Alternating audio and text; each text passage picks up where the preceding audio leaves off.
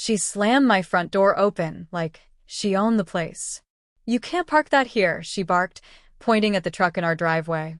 My wife Jenna had just come home after a year-long deployment overseas, still in her uniform, still dusty from the road. "That," she said calmly, "is my truck." Karen blinked, visibly thrown off for a second before regaining her usual arrogance. "This is a community with rules," she snapped. "Military or not, you can't just do whatever you want." I stepped out onto the porch, still in my county sheriff jacket, coffee in hand. "Morning, Karen," I said evenly. "Everything all right?" She turned, ready to unleash another complaint, but froze when she saw the badge on my chest. "Oh, Sheriff Collins, I didn't realize." "You realized enough to bang on my door," I interrupted. "Now, what's the issue?" She fumbled with her clipboard. "Her vehicle violates HOA standards, non-residential, oversized," and she squinted at her papers, "potentially military property." Jenna laughed. "You're seriously writing me up for parking my truck in my own driveway?" Karen stiffened. "We have procedures." "And I have the law," I said quietly. "So maybe we let my wife unpack before we start a war over parking spaces." Karen huffed and stormed off down the sidewalk, muttering about rules and respect. I thought that would be the end of it. I was wrong. 2 days later, I got a call from one of my deputies. "Sheriff, you might want to see this," he said. "There's a complaint filed against you by your HOA president." I almost laughed. When I got to the station, he handed me the report. Karen had accused Jenna of illegally occupying property, claiming she wasn't on the deed, and even suggested our home was being used as a military base. It would have been funny if it hadn't been so serious. "She's pushing for a legal notice," my deputy said. "Wants county enforcement involved." I leaned back, staring at the paper. "She wants the county involved?" I smiled. "Let's involve them."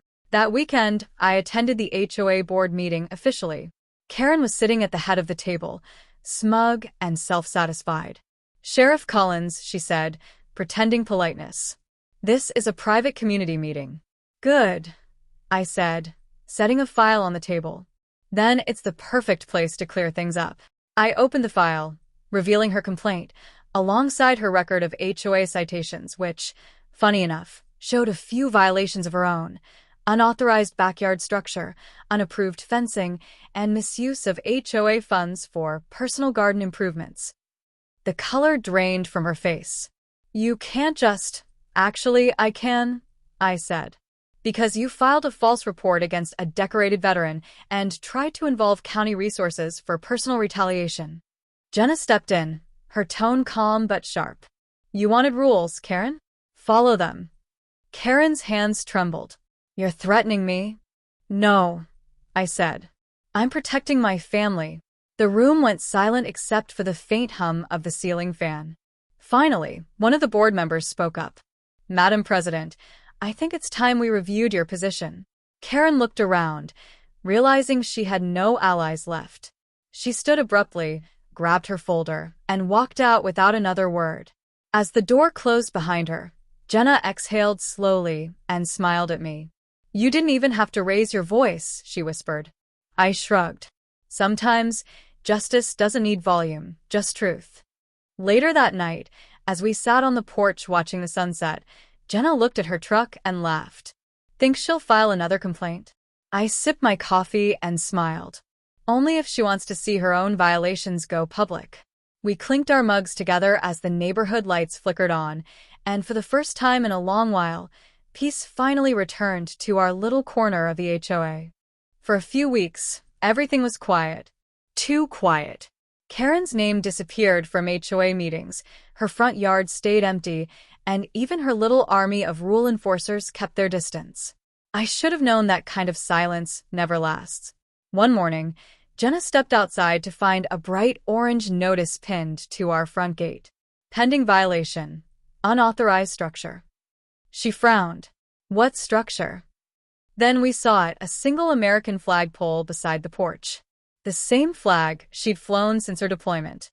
I clenched my jaw. She's back. That afternoon, I walked down to the HOA office. Karen wasn't president anymore, but her best friend, Denise, was sitting in the big chair, pretending she'd earned it. "Sheriff Collins," she said, smiling too wide. "We're just enforcing community standards." "By removing a veteran's flag?" I asked. "That's your idea of community?" Denise's smile twitched. "It's not personal, just procedure." "I've heard that before," I said, leaning forward. "From Karen. How's she doing these days?" Denise's face hardened. "She's fine. Taking some time off. She's reconsidering legal options." I nodded slowly. "Then tell her to reconsider fast, before she violates any more federal laws about tampering with military displays." That night, Jenna and I sat on the porch again. "She won't stop, will she?" she said quietly. "No," I admitted. "But she'll make a mistake soon." And she did. 2 nights later, motion lights flared across the driveway. Someone was sneaking around near Jenna's truck. I stepped outside quietly, hand resting near my sidearm. But I didn't draw. "Evening," I said into the dark. The figure froze. Denise. She held her phone up, recording. "You can't threaten me," she yelled. "This truck violates HOA regulations." "At midnight?" I asked. "That's some dedication." The next morning, I sent the footage from my security cameras to the HOA's legal advisor and the county attorney.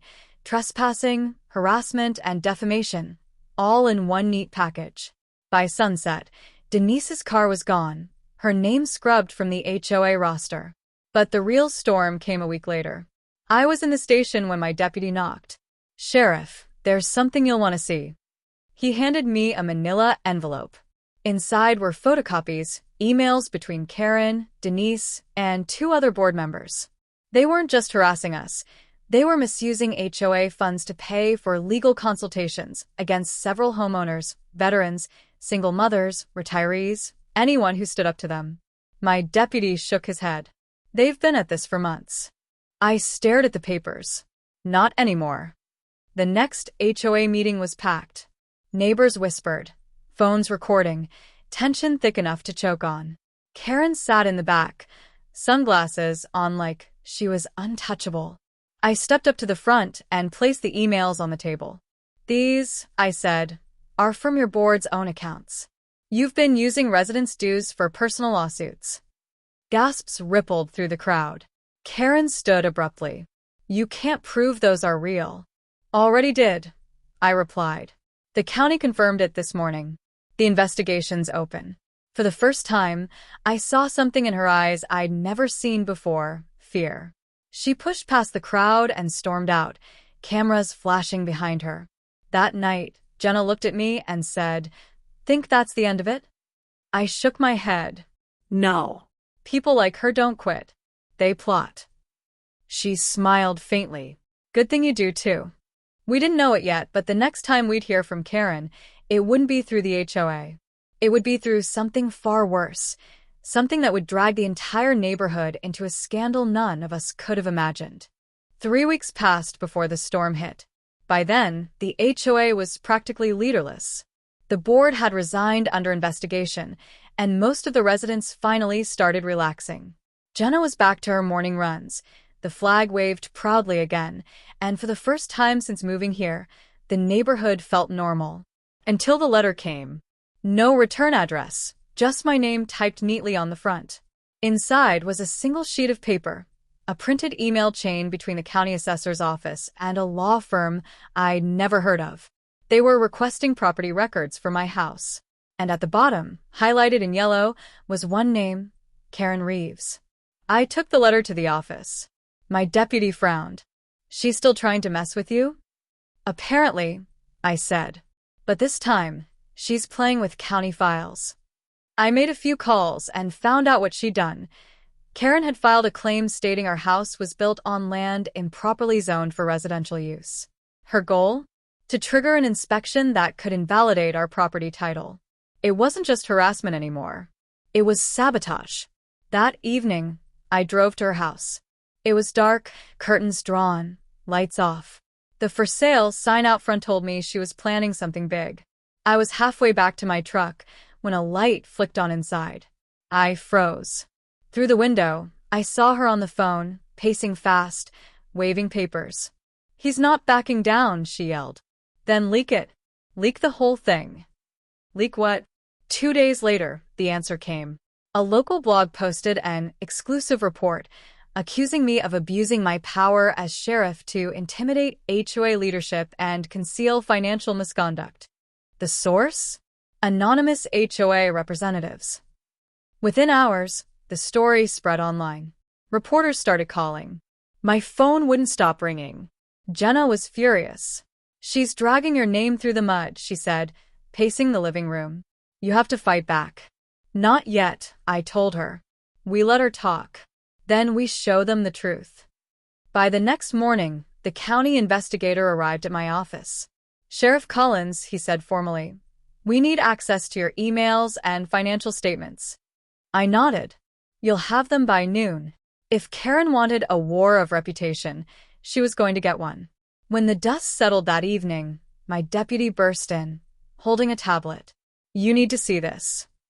On his screen was a security feed from the HOA office, time-stamped from 2 weeks ago. Karen and a man in a suit, stuffing documents into a shredder. She's destroying evidence, I said quietly. Not anymore. The next morning, I called a press conference right in front of the HOA clubhouse. Cameras rolled as I held up a flash drive.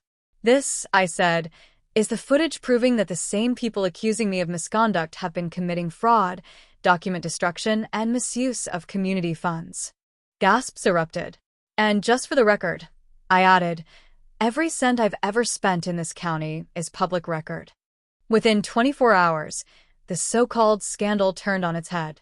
The county dropped its inquiry against me and launched one against Karen instead. Her blog allies deleted their posts. The HOA members who had once backed her now avoided even saying her name. That night, Jenna stood beside me on the porch again, the flag swaying under the streetlight. Do you think she's done now? She asked softly. I looked out into the dark street, the faint echo of crickets filling the silence. People like Karen, I said, don't stop when they lose. They stop when they're exposed. A week later, an envelope arrived in the mail. No stamp, no address, just slid under the door. Inside was a single photo, the shredded documents, taped back together, with one sentence scrawled in red marker. You haven't seen the last of me.